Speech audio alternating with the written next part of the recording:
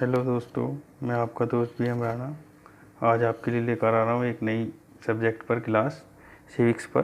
तो हम शुरू करते हैं। यहाँ सबसे पहले हम शुरू करेंगे अपने संविधान से।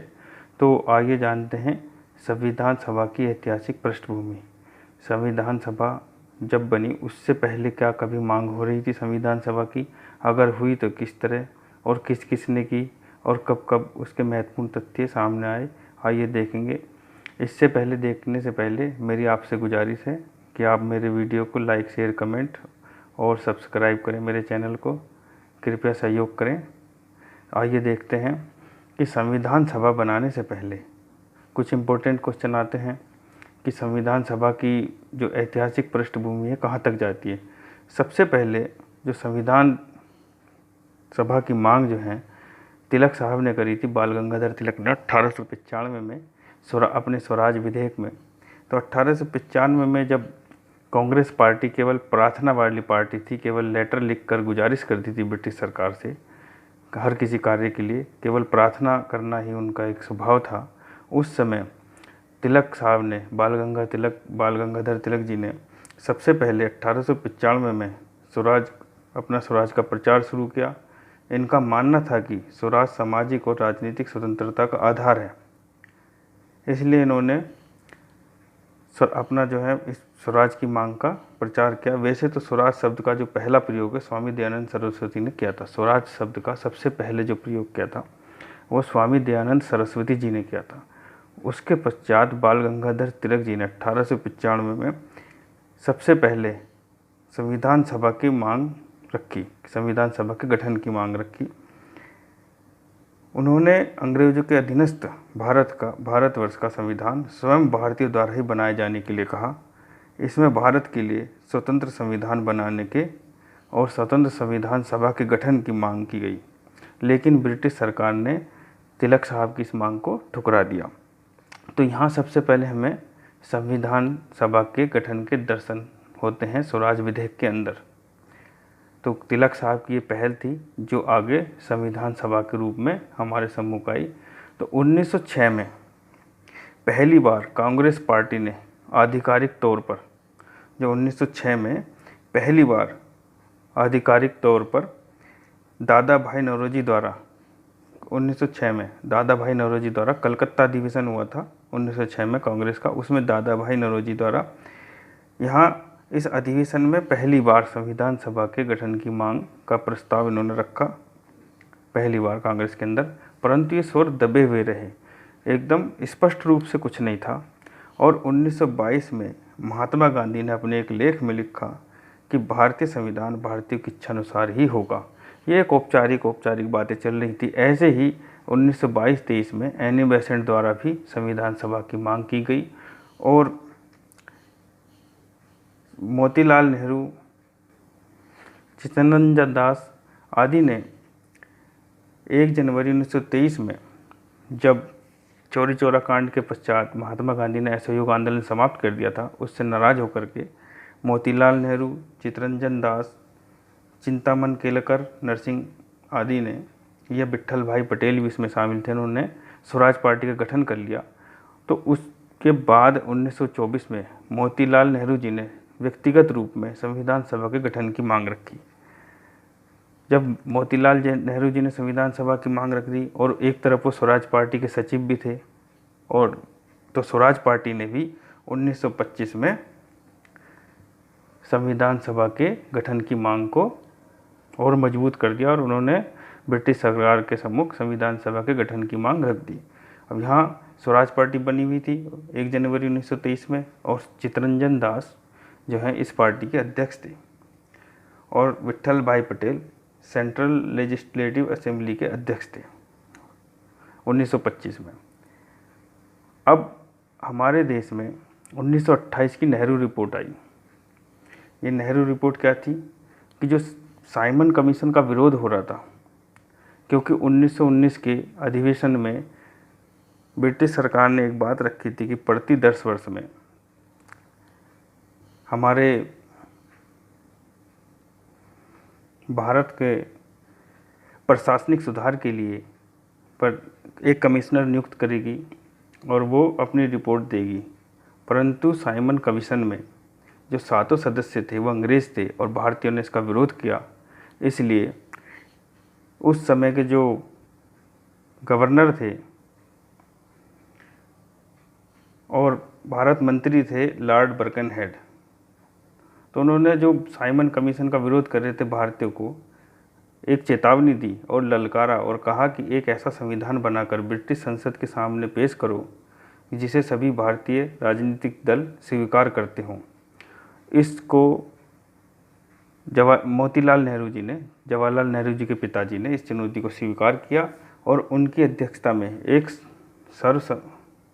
सर्वदलीय सम्मेलन गठन हुआ 28 फरवरी 1928 को दिल्ली में। ये दिल्ली में हुआ और वहाँ मोतीलाल नेहरू जी को अध्यक्ष बनाया गया और भारतीय संविधान प्रारूप समिति बनाई गई। यहाँ पहली बार लिखित रूप में भारतीय प्रारूप समिति, संविधान प्रारूप समिति बनी, तो यहाँ पहली बार बना है। उसके बाद 1929 में लाहौर अधिवेशन में मोतीलाल नेहरू जी के पुत्र जवाहरलाल नेहरू जी की अध्यक्षता में पूर्ण स्वराज्य की मांग रख दी गई। इससे पहले जो मोतीलाल नेहरू जी की रिपोर्ट में था वो ब्रिटिश भारत के अंदर संविधान सभा गठित करने की मांग थी। यहाँ पर स्वराज्य का मतलब ब्रिटिश सरकार के अंतर्गत अपनी सरकार बनाने से था, परंतु लाहौर अधिवेशन में पूर्ण स्वराज की ही मांग रख दी कि हम किसी का आधिपत्य नहीं चाहते, हम अपने देश का संविधान स्वयं बनाएंगे और अपने देश का सरकार स्वयं चलाएंगे, यानी ब्रिटिश शासन को समाप्त करने की एक अग्रसर कदम हो गया। 1928 का जो संविधान सभा का जो प्रारूप समिति थी वो पंडित नेहरू की अध्यक्षता में बम्बई में गठित, ये बम्बई में हुआ था और ब्रिटिश भारत का पहला लिखित संविधान बनाया गया 1928 में। ये ब्रिटिश भारत का पहला लिखित संविधान था। ऐसे ही संविधान सभा के गठन की मांग 1930-32 में जो गोलमेज सम्मेलन हुए, उनमें दूसरे सम्मेलन में कांग्रेस के प्रतिनिधि के रूप में जो गांधी जी गए थे 5 मार्च 1931, जो संविधान आंदोलन चल रहा था इस समय 1930 से, जो गांधी इरविन समझौता हुआ था 5 मार्च 1931 को। उसके बाद दूसरे गोलमेज सम्मेलन में जब गांधी जी गए थे वहाँ उन्होंने भी संविधान सभा के गठन की मांग रखी, परंतु ब्रिटिश सरकार ने कोई ध्यान नहीं दिया। 1934 में स्वराज पार्टी द्वारा फिर से संविधान सभा की मांग की गई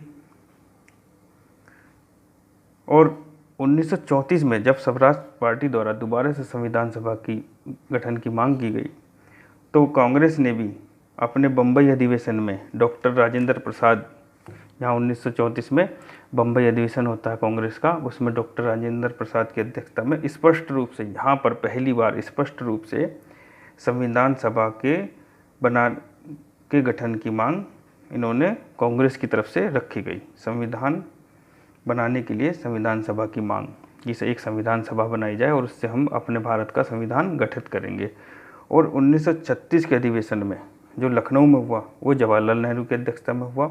यहाँ संविधान सभा के महत्व की विवेचना की गई कि भैया कितना महत्वपूर्ण हो हमारे लिए, किस तरीके का हो, लिखित हो, अलिखित हो, क्या हो हमारे, क्योंकि देखिए हमारे भारत का संविधान लिखित है जबकि ब्रिटेन का संविधान अलिखित संविधान है। तो इसी तरीके से इस पर चर्चा की गई, उसके अर्थ और महत्व की विवेचना यहाँ पर की गई 1936 के लखनऊ अधिवेशन में। उससे आगे जो 1937 का फैजपुर सम्मेलन हुआ 28 दिसंबर को हुआ, ये 28 दिसंबर 1937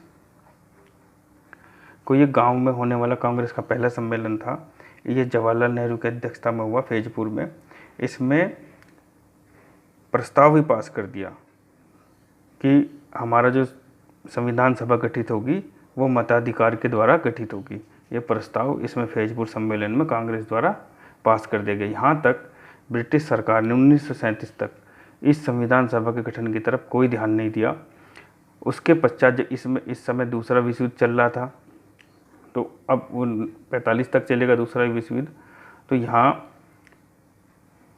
अगस्त प्रस्ताव आया 1940 में, 39 में दूसरा विश्व युद्ध शुरू हो चुका था। तो अब ब्रिटिश सरकार को भारतीयों के सहयोग की ज़रूरत पड़ी, वहाँ ये अगस्त प्रस्ताव लेकर आए।